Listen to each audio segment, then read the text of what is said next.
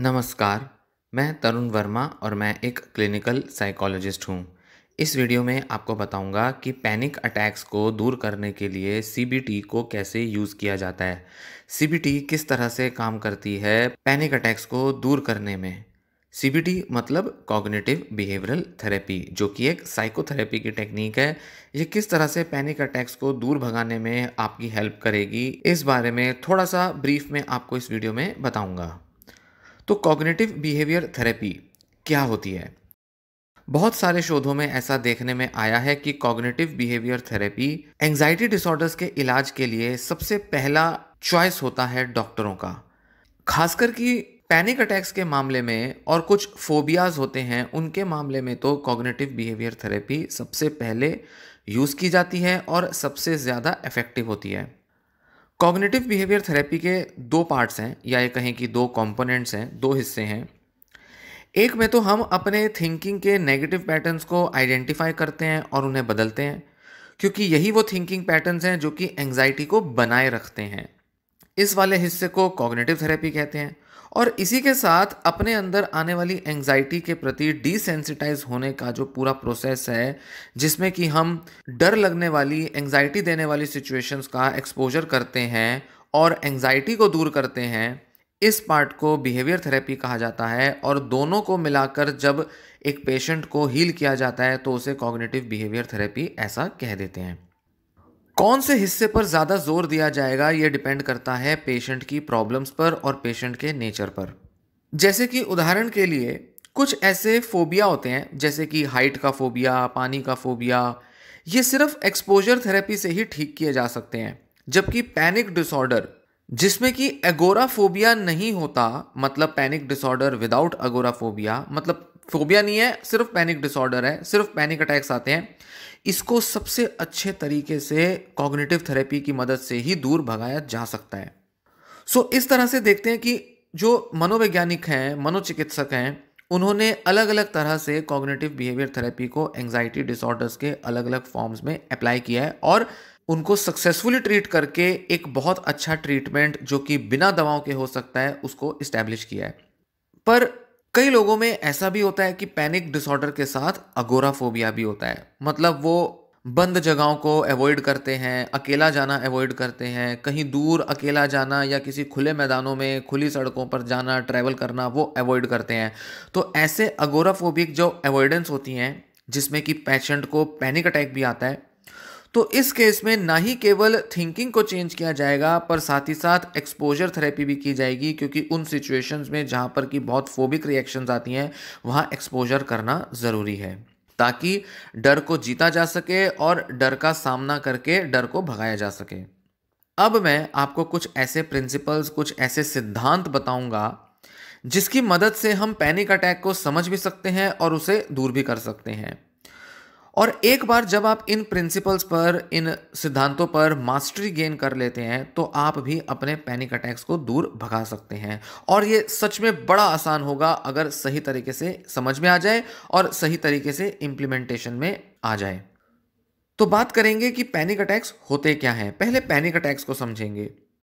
लग सकता है ऐसा कि पैनिक अटैक्स अचानक से आ जाते हैं, अचानक से बहुत तेज एंजाइटी हो जाती है और एक पेशेंट को लगता है कि बस वो मरने वाला है या वो बस पागल हो जाएगा, दिमाग उसका फट जाएगा। पर एक्चुअल में ऐसा नहीं होता। पैनिक अटैक्स हमारे थिंकिंग से ही पनपते हैं, थिंकिंग में ही पहले पैदा होते हैं। और एक बार जब हम पैनिक अटैक की रिएक्शन को टुकड़ों में तोड़ देंगे, मतलब thoughts, emotions, behaviours, physical sensations, ऐसे टुकड़ों में जब हम तोड़ देते हैं, तो आसानी से पैनिक अटैक को दूर भगाया जा सकता है और इस पर मास्टरी अटेन की जा सकती है। तो अगर हम इस तरह से समझें कि पैनिक अटैक और कुछ नहीं, बस कई सारी एंजाइटी की ऐसी सेंसेशंस होती हैं, शरीर में उठने वाली ऐसी संवेदनाएं होती हैं, जिसमें कि एक पर्सन बहुत ही कैटेस्ट्रॉफिक मिस इंटरप्रिटेशन बना लेता है, उन सेंसेशंस को बड़े ही भयानक तरीके से इमेजिन कर लेता है, इंटरप्रेट कर लेता है, और ऐसे लगता है कि वो बहुत डरावनी है और ये सेंसेशंस जो हैं ये अपने आप नहीं जाएंगी, अनकंट्रोलेबल हैं। आपका ये बिलीफ कि आप खतरे में हैं, इसकी वजह से एंजाइटी बढ़ती है और इसकी वजह से सेंसेशंस भी बढ़ते हैं और फिर आपकी कैटेस्ट्रॉफिक थॉट्स, कि सब बर्बाद हो जाएगा, सब खत्म हो जाएगा, मैं मर जाऊंगा। ये जो कैटास्ट्रोफिक थॉट्स हैं ये भी बढ़ने लगती हैं और ऐसे में एक विशियस साइकिल डेवलप हो जाता है जिसमें कि bodily sensations, distorted thoughts, negative thoughts, बहुत तेज कैटास्ट्रोफिक इंटरप्रिटेशंस, फिर एंजाइटी का उठना, ये सारे आपस में एक लूप में साइकिल में चलते रहते हैं और जिसकी वजह से पैनिक अटैक होता है। इनफैक्ट पैनिक अटैक और कुछ नहीं है, इन सब 3-4 हिस्सों का जो मैंने बताए, बॉडीली सेंसेशन, थॉट, इमोशन, इन सब का आपस का इंटरेक्शन है जिसमें कि एक दूसरे को बढ़ाता है, दूसरा तीसरे को बढ़ाता है और जब सब एक साथ बढ़ जाते हैं तो पैनिक अटैक होता है। तो इस तरह से हम टुकड़ों में तोड़ सकते हैं एक पैनिक अटैक को। पर असल प्रॉब्लम क्या है? ये पैनिक अटैक आया कहां से? ये पैनिक अटैक बना क्यों रहता है? और ये पैनिक अटैक वक्त के साथ बढ़ क्यों जाता है? असली प्रॉब्लम पैनिक अटैक में नहीं, असल प्रॉब्लम आपके बिलीफ में है, आपके थॉट पैटर्न में है। कौन सा बिलीफ? कि आप खतरे में हैं। पैनिक प्रॉब्लम नहीं है, क्योंकि पैनिक तो सिर्फ एक इमोशनल रिएक्शन है जो कि कन्विंस करती है कि हां आप डेंजर में हैं। मतलब बॉडीली सेंसेशंस की वजह से अपने को बहुत ज़्यादा खतरे में महसूस करना और फिर इस खतरे की वजह से बहुत तेज एंजाइटी की रिएक्शन आना, ये पैनिक अटैक होता है। तो पैनिक अटैक तो बहुत बाद में एक बाय प्रोडक्ट है, बहुत लेटर स्टेज पर आता है, पर उस लेटर स्टेज की रिएक्शन से पहले बहुत कुछ आपके दिमाग में, मन में हो चुका होता है और उसी को अक्सर हम मिस कर देते हैं या उस तरफ हमारा ध्यान नहीं जाता, क्योंकि हमारा सारा फोकस सिर्फ पैनिक रिएक्शन पर जाता है जो कि हमें ऐसा महसूस कराती है जैसे सांस घुट जाएगा और हम मर जाएंगे। और ये जो फीलिंग होती है मर जाने जैसी, कैटास्ट्रॉफिक फीलिंग होती है, ये इतनी भयानक होती है, इतनी टेरिफाइंग, इतनी डरावनी होती है कि पेशेंट को लगता है कि असली प्रॉब्लम तो पैनिक अटैक है, जबकि असल प्रॉब्लम पेशेंट की उन बॉडीली सेंसेशंस को गलत तरीके से इंटरप्रेट करने वाला उसका बिलीफ है कि उसे लगता है कि वो खतरे में है और वो मर सकता है, या ये सेंसेशंस जो हैं ये नॉर्मल नहीं है, ये कुछ बहुत बड़ी भयानक घटना का एक इंडिकेशन है। ये जो बिलीफ है आपका, ये एक्चुअल में सच नहीं होता। आप किसी खतरे में एक्चुअल में तो होते ही नहीं हैं। और जब आप गहराई से इस चीज़ को समझ जाते हैं कि मुझे किसी बात का खतरा तो है ही नहीं, तब आप अपने पैनिक को मास्टर करने लगते हैं, उस पर विजय हासिल करने लगते हैं। तो अब जब मैंने बात की बिलीफ के बारे में, तो ये सवाल दिमाग में उठता है कि पैनिक अटैक के टाइम पर या उससे पहले किस टाइप के कॉमन बिलीफ्स लोगों के मन में अक्सर आते हैं, जो मैं अब आपको बताऊंगा। कुछ ऐसे बहुत ही कॉमन, आम तौर पर पाए जाने वाले बिलीफ्स हैं। जिन लोगों को पैनिक अटैक्स होते हैं, अक्सर देखा जाता है कि उनमें कुछ बहुत ही स्पेसिफिक टाइप के कैटास्ट्रॉफिक थॉट्स मिलते हैं। सबसे कॉमन कौन से हैं? कि आप अपनी हार्ट बीट को, दिल के धड़कने को बिल्कुल गलत तरह से इंटरप्रेट करते हैं और ऐसा लगता है जैसे हार्ट अटैक आ रहा है, हार्ट फेल हो जाएगा। आपको लगता है कि आपके चेस्ट में, छाती में जो टाइटनेस है या थ्रोट में कुछ अटक रहा है, कुछ टाइटनेस सी, कुछ दबा हुआ सा महसूस हो रहा है, अटक रहा है, कुछ ऐसे लगता है गले में, या बहुत तेज सांस आती है, इसको आपको ऐसा लगता है जैसे आप चोक हो रहे हैं, मतलब सांस रुक रहा है, घुट रहा है और ऐसे में लगेगा कि मैं सांस नहीं ले पा रहा या मुझे सांस नहीं आ रही और मैं मर जाऊंगी या मैं मर जाऊंगा। तो सांस के रुक जाने से डर लगना, ऐसा लगना कि ये सांस खत्म हो जाएगी मेरी, अंदर नहीं जाएगी, ऐसा कैटास्ट्रॉफिक इंटरप्रिटेशन कुछ लोगों में होता है। इसी तरह से कुछ लोगों को चक्कर आना, ऐसा लगता है जैसे कि वो अब गिरने वाले हैं, बेहोश हो जाएंगे। एंजाइटी में, खासकर कि जिन लोगों को जनरलाइज्ड एंजाइटी डिसऑर्डर होता है, उनमें एक कॉमन सिम्टम होता है डीपर्सनलाइजेशन का या डीरियलाइजेशन का। तो कई लोगों को लगेगा कि ये जो डीपर्सनलाइजेशन का जो एक्सपीरियंस है, इसका मतलब है, इसको वो इस तरह से इंटरप्रेट करेंगे जैसे कि वो पागल हो जाएंगे और वो शरीर पर कंट्रोल नहीं कर पाएंगे या उनको कुछ समझ नहीं आएगा कि मेरे साथ क्या हो रहा है, मैं कहाँ पर हूँ, मैं दुनिया में कहाँ हूँ, ये मेरे आसपास क्या चल रहा है, और उनको लगता है कि वो पागल हो जाएंगे और उनको मेंटल हॉस्पिटल में भर्ती कराना पड़ जाएगा। ऐसा उनका इंटरप्रिटेशन होता है। आपको अक्सर ऐसा बिलीव हो सकता है कि जब आपको पैनिक अटैक आ रहा है तो आप कंट्रोल लूज कर देंगे और कुछ ऐसा अचानक से, झटके से कुछ ऐसा बुरा कर देंगे, इम्पल्सिव सा कर देंगे, अचानक से कंट्रोल खोकर आप अपनी कार को कहीं दे मारेंगे, ट्रैफिक में किसी को उड़ा देंगे, किसी को मार सकते हैं या कुछ ऐसा कर सकते हैं जिससे कि आप खुद को बहुत एम्बैरेस कर लें। और इसी के साथ अक्सर लोगों को लगता है कि भले ही मेरे साथ ऐसा कई बार हुआ है और मैं कभी फेंट नहीं हुआ, कभी हार्ट अटैक नहीं आया, कभी मैं पागल नहीं हुआ, कभी मैं बेहोश नहीं हुआ, पर फिर भी हर बार उन्हें लगता है कि नहीं, इस बार कुछ अलग है, इस बार पहले जैसा नहीं हो रहा, कुछ तो डिफरेंट है। तो ये जो आपके डर हैं ये कभी सच नहीं होते, पर फिर भी आपका डर हर बार कुछ नयापन महसूस कराता है, जिस वजह से आपका डर कहीं ना कहीं ताज़ा बना रहता है। मतलब आप हमेशा अपने डर पर, अपने इन नेगेटिव बिलीव्स पर, मिस इंटरप्रिटेशंस पर यकीन करते ही रहते हैं, और हर यकीन धीरे धीरे धीरे नए नए पैनिक अटैक से और मजबूत होता जाता है। अब आपको एक अच्छी बात बताता हूं कि ये जो भी आपने महसूस किया, चक्कर आना, बेहोश हो जाना, पागल हो जाना, मेंटल हॉस्पिटल में भर्ती हो जाना, हार्ट अटैक हो जाना, ये सब जो आपके मन के डर हैं ये कभी सच नहीं होते। कभी आज तक किसी पेशेंट्स में ये सब पैनिक अटैक की वजह से सच नहीं हुए, और ये माना हुआ फैक्ट है। तेज तेज दिल का धड़कना और जो सांस लेने में जो दिक्कत आती है, लगता है कि चोक हो जाएंगे, ये नॉर्मल सेंसेशंस हैं एंजाइटी की। क्योंकि एंजाइटी के टाइम पर हमारा शरीर तैयार होता है फाइट और फ्लाइट रिस्पॉन्स के लिए, और ऐसे में जो फिजियोलॉजिकल अराउजल होता है, शरीर में जो उत्तेजनाएं आती हैं, उसमें दिल का तेज तेज धड़कना, तेज तेज सांसों का आना, ये बहुत नॉर्मल प्रतिक्रियाएं हैं। फेंटिंग आपको क्यों महसूस होती है? क्यों आपको महसूस होता है कि आपको चक्कर आ रहा है? और शायद आप में से कुछ लोग कभी चक्कर खा के गिर भी गए होंगे।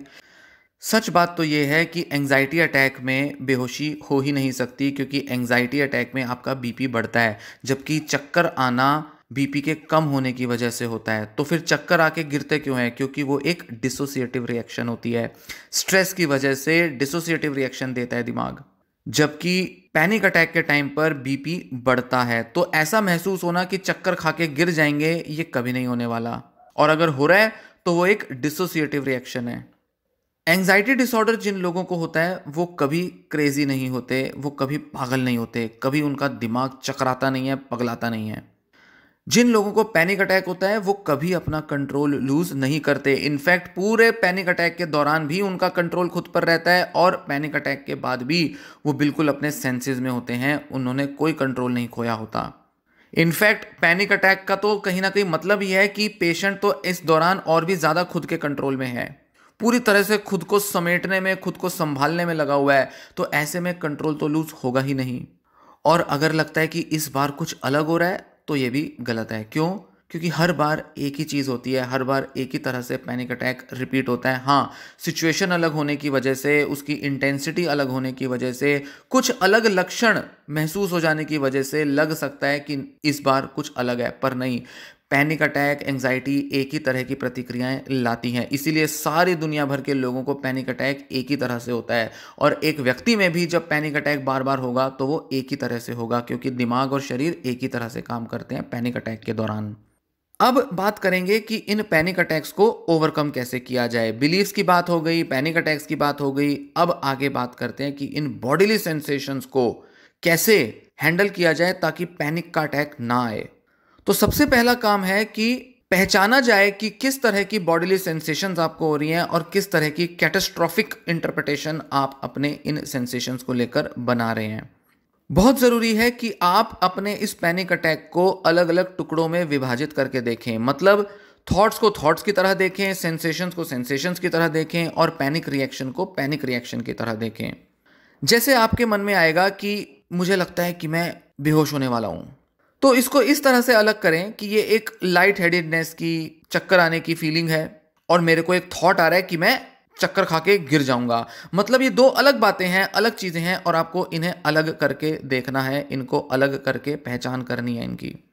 इसी तरह आपके मन में विचार आएगा कि मुझे लग रहा है कि मैं चोक कर जाऊंगा, मेरा सांस रुक जाएगा, तो आपको ऐसे देखना है कि हाँ, मुझे एक सेंसेशन हो रही है कि मेरे थ्रोट में एक तरह की टाइटनेस है, कुछ अटक रहा है, पर एक्चुअल में एक टाइटनेस महसूस हो रही है। और फिर मुझे एक थॉट आता है, एक बिलीफ आता है कि शायद मैं चोक कर जाऊंगा और मुझे पूरी तरह से हवा नहीं मिल पाएगी।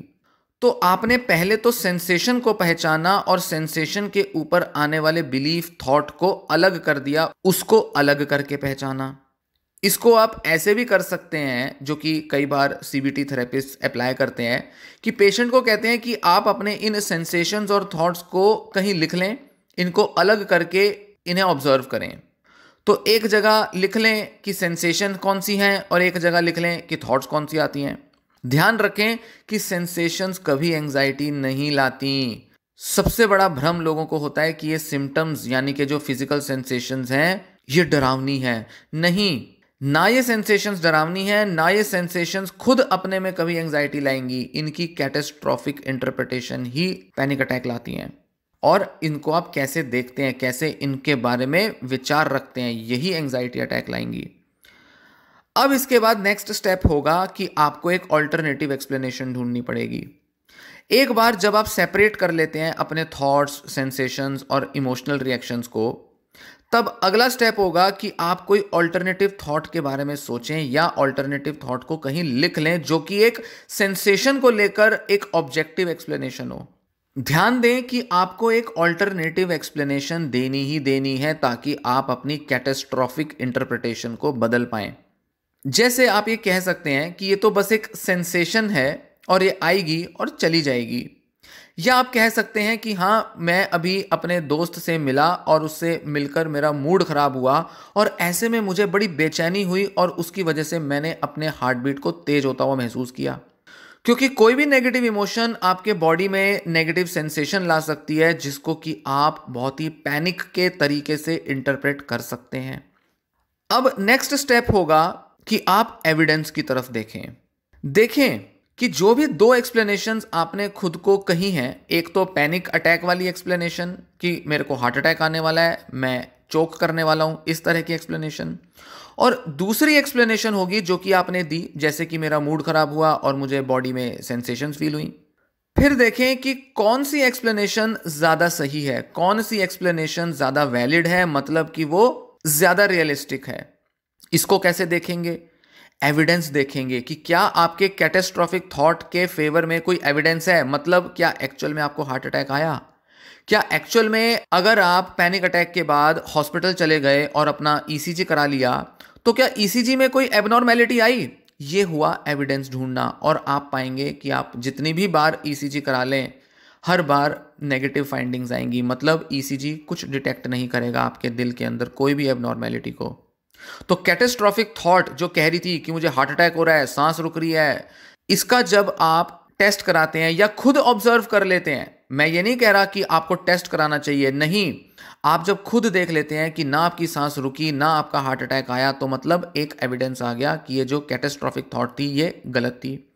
इसी के साथ दूसरी एक्सप्लेनेशन में देखें कि जब आपने हार्ट बीट के तेज होने को और बॉडी में आने वाली कुछ बेचैनी, घबराहट की सेंसेशंस को जब अपने नेगेटिव मूड के साथ एसोसिएट किया, तो आप देखेंगे कि जब आपका मूड अच्छा होता है तब ये सेंसेशंस आती नहीं, पर जब आपका मूड खराब होता है तो कुछ देर के लिए ये सेंसेशंस आती हैं। मतलब इन सेंसेशंस का डायरेक्ट कनेक्शन आपके मूड से है और वो मूड जब ठीक होता है तो ये सेंसेशंस चली जाती हैं, या कुछ देर के बाद ये सेंसेशंस अपने आप चली जाती हैं और ये हार्ट अटैक में क्योंकि नहीं बदलती। इसलिए आपकी ऑल्टरनेटिव एक्सप्लेनेशन बिल्कुल जायज़ है, सही है। तो आपको इस तरह से देखना है कि कौन सी एक्सप्लेनेशन ज़्यादा रीजनेबल होती है। अब एक इंपॉर्टेंट पॉइंट है कि आपको अपने एंजाइटी के टाइम पर, स्पेशली तब जब बहुत तेज एंजाइटी हो रही है, तब वो ऐसी परीक्षा की घड़ी है जब आपको ज़्यादा से ज़्यादा ऑब्जेक्टिव बनना है। जब आप बहुत ज़्यादा एंशियस होते हैं तो चांसेस बहुत हाई हैं कि आप अपनी कैटास्ट्रॉफिक थॉट्स में यकीन करेंगे और आप मान लेंगे कि हाँ, अगर मुझे हार्ट अटैक हो रहा है तो मतलब ये थॉट्स सही कह रही होंगी, मतलब सच में कोई डेंजर है, मतलब सच में मैं मरने वाला हूँ या मरने वाली हूँ। इसलिए ऐसे टाइम पर तो बहुत ज़्यादा ज़रूरी है कि आप ज़्यादा से ज़्यादा ऑब्जेक्टिव हो जाएं ताकि आप अपने पैनिक अटैक को बढ़ने से या उसे पैदा होने से रोक पाएं। इस टाइम पर थिंकिंग पर कंट्रोल लाना और इस टाइम पर अपनी थिंकिंग को चेक करना, ऑल्टरनेटिव थॉट लाना सबसे ज़्यादा ज़रूरी होता है ताकि आप अपने ग्रेटेस्ट एंजाइटी के, सबसे इंटेंस एंजाइटी के मोमेंट्स में भी खुद को संभाल पाएं और पैनिक अटैक होने से रोक पाएं, या पैनिक अटैक हो जाता है शुरू तो उसे बढ़ने से रोक पाएं।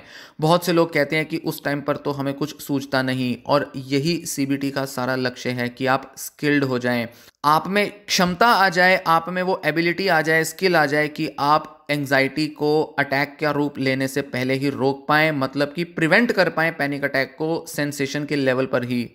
और ऐसे में आपकी थिंकिंग, आपकी ऑल्टरनेटिव एक्सप्लेनेशंस, आपका सच के प्रति, मतलब सच को खोजने के प्रति आपका रवैया कि मुझे असल सच में ही बिलीव करना है, मुझे पैनिक अटैक में हो रही कैटास्ट्रॉफिक इंटरप्रिटेशन में बिलीव नहीं करना, यह रवैया ही आपको सबसे ज़्यादा हेल्प करेगा और आपको ऑब्जेक्टिव होने में मदद करेगा।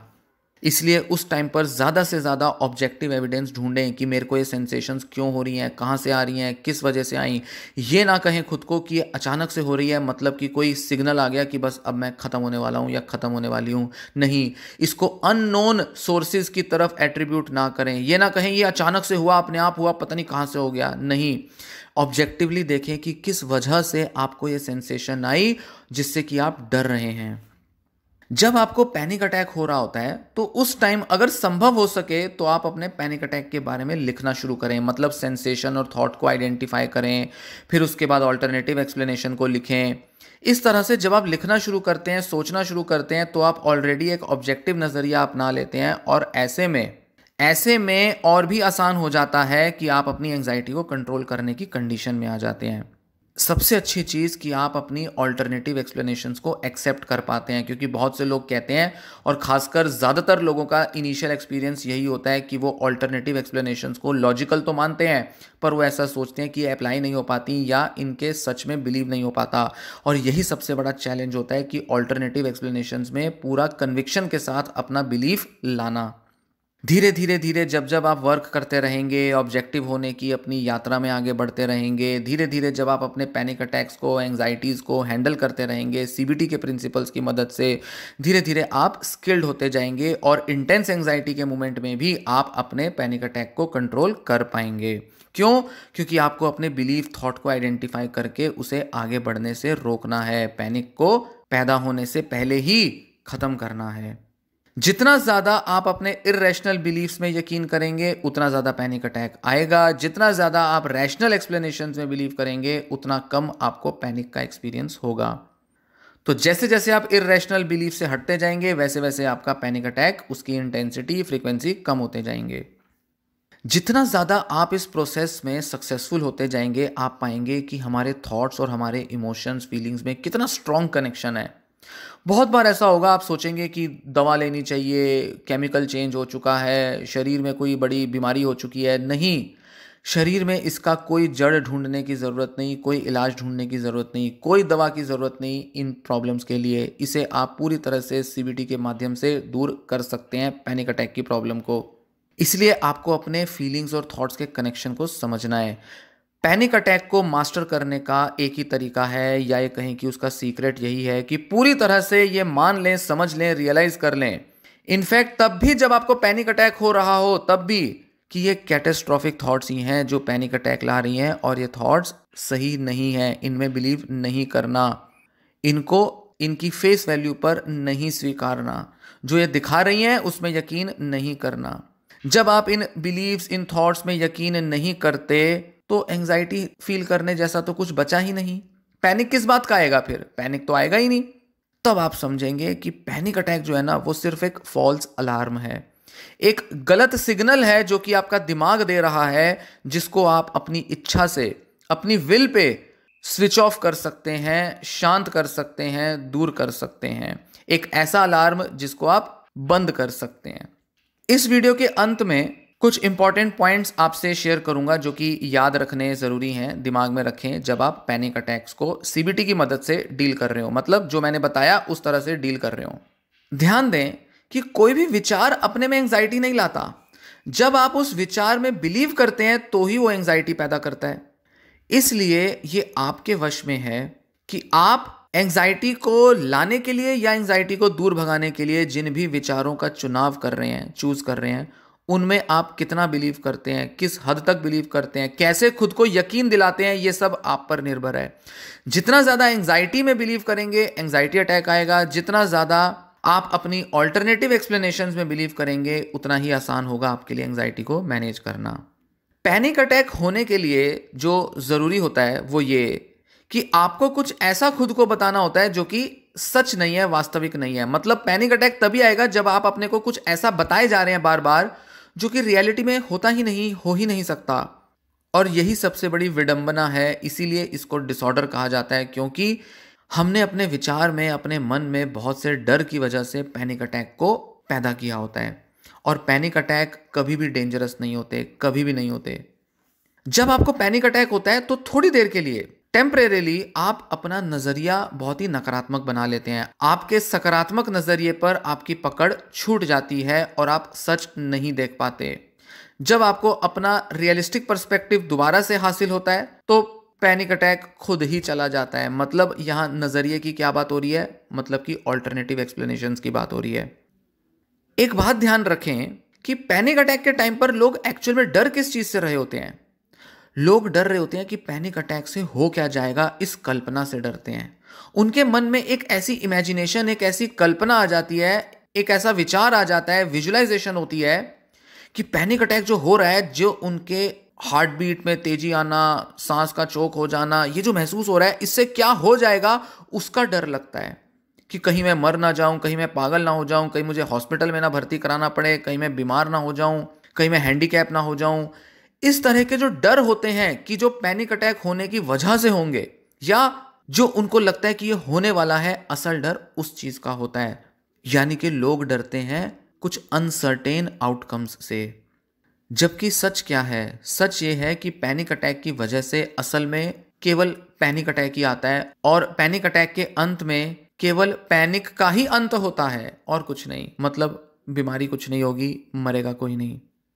जब भी आपको पैनिक अटैक हो, आप उस अटैक को एक मौके की तरह देखें कि चलो, अब मुझे पैनिक अटैक आया, अब मैं इसको मास्टर तो कर ही लूंगा या कर ही लूंगी। इस बार तो मुझे अपने पैनिक अटैक के ऊपर मास्टरी करनी ही है। इसको अब मुझे जड़ से मिटाने की तरफ आगे बढ़ना ही है। तो पैनिक अटैक की मास्टरी करने के नजरिए से हर पैनिक अटैक को लें। सबसे इंपॉर्टेंट पॉइंट वो ये कि पैनिक अटैक्स को अगर ओवरकम करना है तो उसके लिए जिस टाइम पर सबसे ज्यादा एंजाइटी हो रही हो, जिस टाइम पर आपको एक्चुअल में पैनिक अटैक आ रहा हो, उस टाइम पर ही आपको ऑब्जेक्टिव पर्सपेक्टिव लेना है। अपने को याद दिलाना है कि असल सच इस सिचुएशन में, इस कंडीशन में है क्या, और ऑब्जेक्टिव पर्सपेक्टिव देकर ही आप सही मायने में पैनिक अटैक को दूर भगा पाएंगे। तो ये रही पूरी डिस्कशन पैनिक अटैक के बारे में। पैनिक अटैक को कैसे सीबीटी से दूर किया जा सकता है, सीबीटी किस तरह से पैनिक अटैक को समझती है, कैसे उसे दूर भगाने के लिए उसमें टेक्निक्स बताई गई हैं, कैसे थॉट्स को चेंज किया जाता है, कैसे उसको पैनिक अटैक को हैंडल किया जाता है, और कैसे पैनिक अटैक से डर को दूर किया जा सकता है। पैनिक अटैक का जो डर है, जो एक भयानक सा जो वो रूप ले सकता है, ऐसा लगता है, उसको कैसे भगाया जाए, इस बारे में इस वीडियो में मैंने आपको बताया। पैनिक अटैक के बारे में दी गई ये जानकारी आपको पसंद आई हो तो वीडियो लाइक कर लें और वीडियो को शेयर कर दें। ये वीडियो यहीं समाप्त होती है। धन्यवाद।